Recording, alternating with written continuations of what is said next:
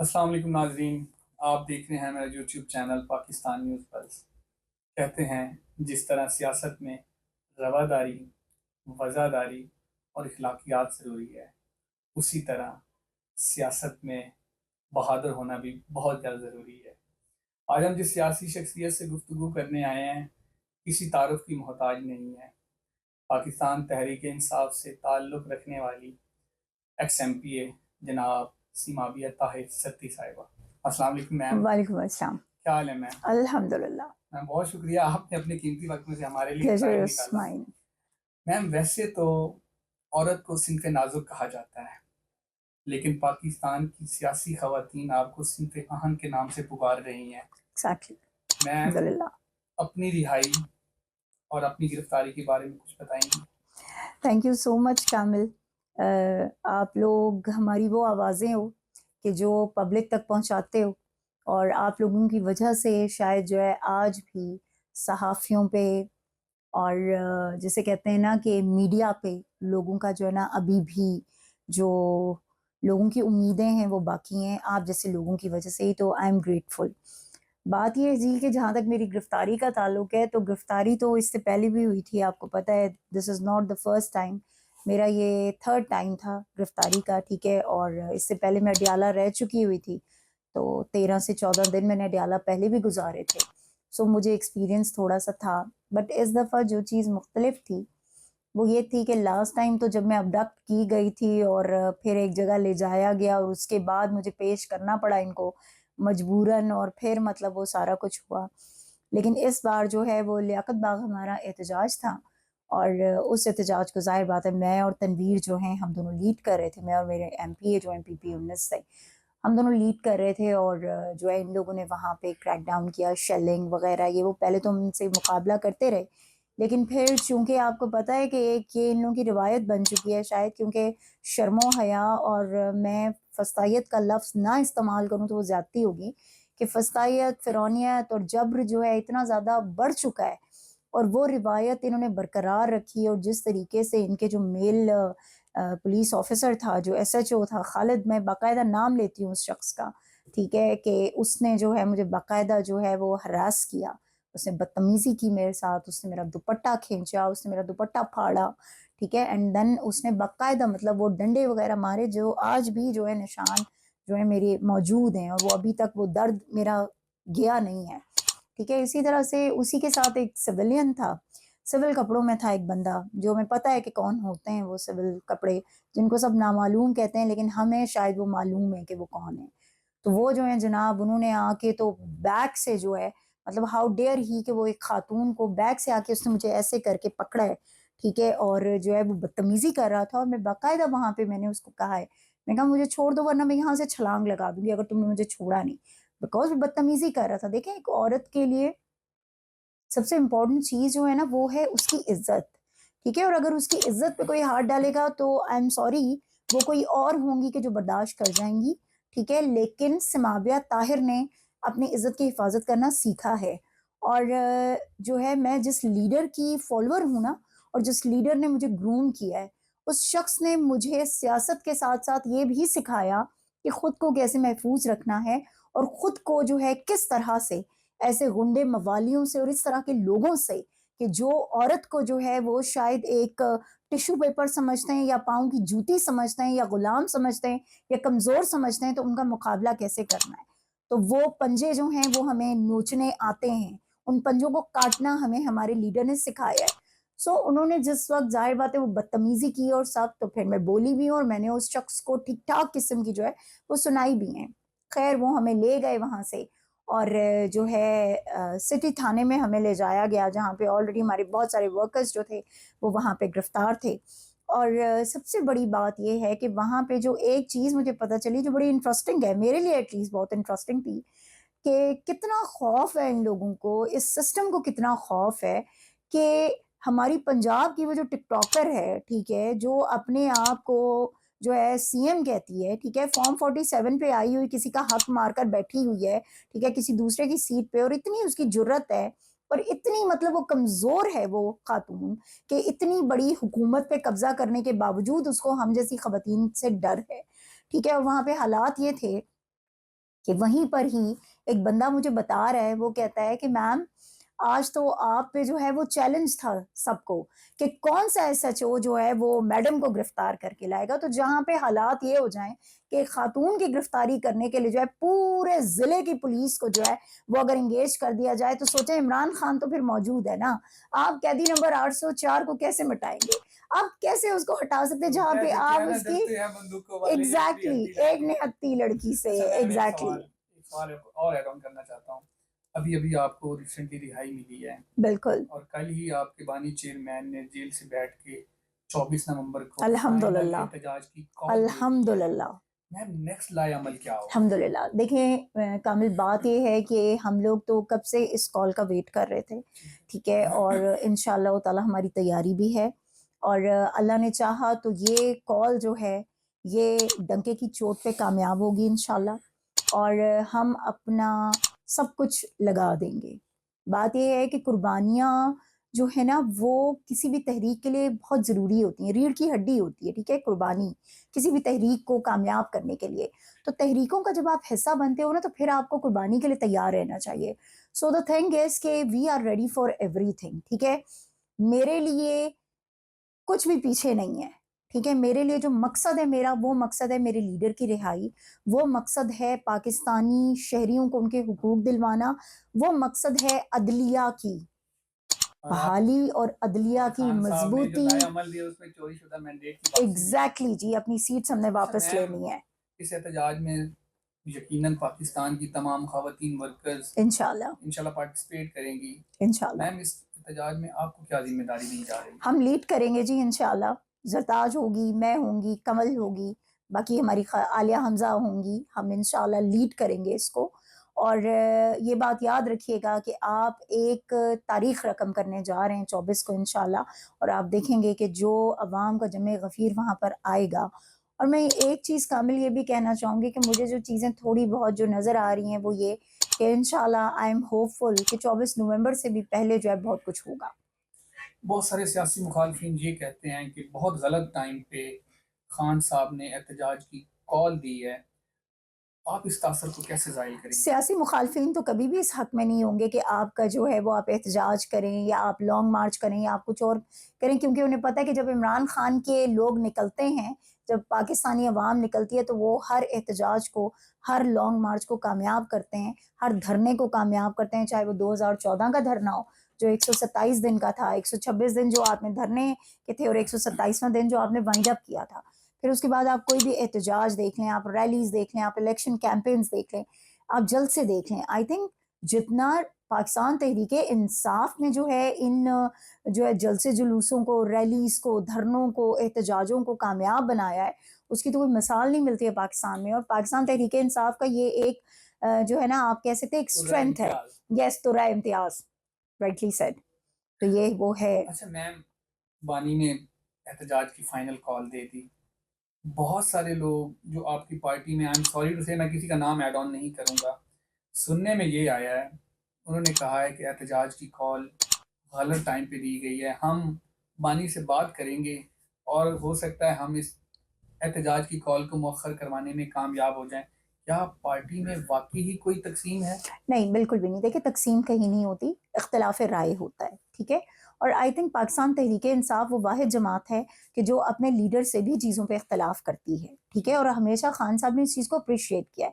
خان صاحب کبھی جو ہیں وہ صرف اپنی من مرضی نہیں کرتے، ٹھیک ہے، اپنے فیصلے نہیں تھوپتے. خان صاحب ہمیشہ جو جمہوری طریقے سے اپنے لوگوں کو یہ موقع فراہم کرتے ہیں کہ اگر کسی کی کوئی کوئری ہے، اگر کسی کو کوئی اعتراض ہے، اگر کسی کو کوئی اختلاف ہے تو اس پر کھل کر بات کرے. اور دیکھیں جمہوریت کا حسن یہی ہوتا ہے، ٹھیک ہے. کسی بھی پارٹی میں مختلف لوگ ہیں نا، مختلف سوچ ہے، مختلف چیزیں، لیکن نظریہ ایک ہے.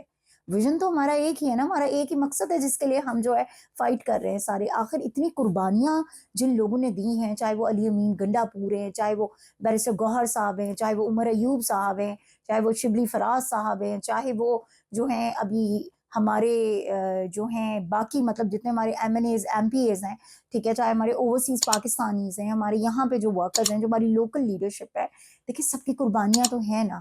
آخر اتنا لمبا سفر وہ 9 مئی سے لے کے اب تک کا سفر جن لوگوں نے کاٹا ہے اور اتنی تکلیفوں سے کاٹا ہے تو وہ کیوں کھڑے ہیں آج بھی؟ وہ اپنے ویژن پہ کھڑے ہیں نا. اختلاف ضرور ہو سکتا ہے، اختلاف رائے ہو سکتا ہے، مگر یہ کہ جب خان صاحب نے ایک چیز کہہ دی ہے تو وہ فائنل ہے انشاءاللہ تعالیٰ. اور مجھے یقین ہے کہ اگر مشاورت دوبارہ ہوتی بھی ہے، کوئی اس طرح کی چیز ہے بھی، تو اگر جو ہے خان صاحب مناسب سمجھیں گے تو اس چیز کو چینج کریں گے، ورنہ ہم 24 کے لیے بالکل تیار ہیں. میم حکومت کا کہنا یہ ہے کہ ملک میں معاشی استحکام آ رہا ہے اور پی ٹی آئی ملک میں معاشی استحکام نہیں چاہتی، اسی لیے ہر دوسرے دن کوئی جلسہ یا دھرنے کی کال ہو جاتی ہے. ان کا کہنا تو یہ ہے کہ اگر یہ لوگ چاہیں تو پارلیمنٹ کے ذریعے بیٹھ کے معاملات کو سلجھایا جا سکتا ہے. کون سی پارلیمنٹ کے ذریعے؟ وہی پارلیمنٹ کے جہاں پہ جو ہے گھس کے ہمارے ایم این ایز کو اٹھایا گیا، وہی پارلیمنٹ کے جہاں پہ ہمارے ایم پی ایز کو بے عزت کیا گیا، وہی پارلیمنٹ کے جس کے دروازے جو ہے وہ بند کر دیے گئے. کون سی پارلیمنٹ اور کون سا قانون؟ آپ کس قانون کی بات کر رہے ہیں؟ اس وقت پاکستان میں جنگل کا قانون چل رہا ہے، ٹھیک ہے، کوئی یہاں پر کسی کی سنوائی نہیں ہے. ہر وہ چیز ہو رہی ہے جو وہ ٹک ٹاکر چاہ رہی ہے یا اس کا خاندان چاہ رہا ہے، ٹھیک ہے. سب سے بڑی بات ہے کہ معاشی استحکام، کون سا معاشی استحکام؟ معاشی استحکام تب تک نہیں آ سکتا جب تک آپ جو ہے انصاف کے فیصلے اس ملک میں نہیں کریں گے، ٹھیک ہے. آج عمران خان اور عمران خان کی جماعت کے لوگوں کے ساتھ جس طرح کا ظلم و ستم ہو رہا ہے، جس طرح کی بربریت ہو رہی ہے، اس میں آپ یہ سمجھتے ہیں کہ آپ کے ملک میں معاشی استحکام آئے گا؟ آپ کا اوورسیز پاکستانی جو ہے وہ آپ کے ساتھ چلنے کو تیار نہیں ہے، ٹھیک ہے. کسی دوسرے ملک کا سربراہ آپ کے ساتھ چلنے کو تیار نہیں ہے. کیوں تیار نہیں ہے؟ کیونکہ ان کو آپ پہ اعتماد نہیں ہے، ان کو آپ پہ یقین نہیں ہے. وہ جانتے ہیں کہ آپ وہ حکومت ہیں جس نے ہمیشہ صرف اور صرف جو ہے وہ قرضے لیے ہیں، قرضے کبھی واپس نہیں کیے. عمران خان وہ واحد لیڈر تھا جس نے اپنی گورنمنٹ میں کچھ قرضہ واپس بھی کیا تھا. عمران خان وہ واحد لیڈر ہے. ایگزیکٹلی دیکھیں، بات یہ ہے کہ عمران خان سے مقابلہ کرنا جس دن یہ لوگ چھوڑ دیں گے نا، اس دن یہ ملک جو ہے نا مستحکم ہو جائے گا، اس دن اس ملک میں استحکام آ جائے گا. لیکن انفارچونیٹلی جب ہم صرف اپنی جیبیں بھرتے ہیں آئی ایم ایف سے لے کے، ٹھیک ہے، اور ہم جو ہے جس پبلک کے لیے آپ وہ لے رہے ہو، جب آپ ان چیزوں پہ خرچ نہیں کرو گے تو معاشی استحکام کیسے آئے گا؟ آپ کا نوجوان جو ہے آج بے روزگار ہو چکا ہے، آپ کے ایک دہاڑی دار مزدور کو ایک وقت کا کھانا نہیں مل رہا. کون سے معاشی استحکام کی آپ بات کر رہے ہو؟ آپ نے کون سی ایسی پالیسیز دی ہیں کہ جس کے تحت جو ہے وہ ملک میں معاشی استحکام آئے گا؟ عمران خان نے تو کبھی انکار نہیں کیا. عمران خان نے کہا ہے پاکستان کے لیے تو میں ہر جگہ پہ بیٹھ سکتا ہوں، میں ہر جگہ پہ جو ہے ٹیبل ٹاک کرنے کو تیار ہوں، ٹھیک ہے. اس نے اپنی پارٹی کو انہوں نے یہ کہا ہوا ہے. لیکن آپ کریں تو صحیح، آپ تو کچھ ایسی کوئی پالیسی ہی نہیں لا رہے. آپ تو الٹا ڈے بائی ڈے ہر پاکستانی شخص پہ جو ہے وہ آپ قرضہ ڈے بائی ڈے بڑھاتے جا رہے بجائے کم کرنے کے. آپ نے کیا کیا؟ اشتہارات کی جو ہے وہ منڈی لگائی ہوئی ہے آپ نے، ٹھیک ہے. آٹے کی بوری دے رہے ہیں تو اس پہ ٹک ٹاکر صاحبہ جو ہیں وہ اپنا وہ لگا رہی ہیں، ٹھیک ہے. اپنے والد صاحب کیونکہ وہ کہیں اور ہیں نہیں تو نواز شریف صاحب ایک جگہ پہ نظر آتے ہیں، وہ ہے آٹے کی بوریوں پہ، آٹے کے تھیلوں پہ ان کی تصویریں نظر آتی ہیں ہمیں، ٹھیک ہے. تو یہ جب تک آپ خود کی خوشنمائی کہتے ہیں اس کو یا خود نمائی کہتے ہیں، جو بھی وہ لفظ ہے، جب تک آپ وہ نہیں چھوڑیں گے نا، اور جب تک آپ ملک کے بارے میں نہیں سوچیں گے، آپ قوم کے بارے میں نہیں سوچیں گے، تب تک معاشی استحکام نہیں آ سکتا. معاشی استحکام کے لیے پالیسیز بنانی پڑتی ہیں، ٹھیک ہے. آپ کو اس پہ بیٹھنا پڑتا ہے، آپ کو اس پہ کام کرنا پڑتا ہے. یہ نہیں کہ آپ کہیں بھی جائیں اور جا کے بس کھڑی ہو جائیں اور وہاں پہ ان کو یہ بتائیں کہ اس طریقے سے اس سائڈ سے کیمرہ لے کے آنا، یہ میرا پوز بننا چاہیے اور یہ پوز بننا چاہیے، ٹھیک ہے. تو بات یہ اس طرح آپ معاشی استحکام نہیں لا سکتے ملک میں. I am sorry. اچھا میم، سب جانتے ہیں خان صاحب نے ایبسلوٹلی ناٹ کہا یس، اور الحمدللہ. ایبسلوٹلی ناٹ کے بدلے رجیم چینج آئی، بالکل. اور خان صاحب نے واشگاف لفظوں میں اپنی جلسوں میں ریلیز میں یہی کہا کہ میری حکومت امریکہ نے گرائی. سب اس بات میں متفق ہیں، خان صاحب کا یہی سنیریو تھا، ان کا یہی نعرہ تھا کہ امریکہ نے میری حکومت رجیم چینج کے ذریعے گرائی ہے.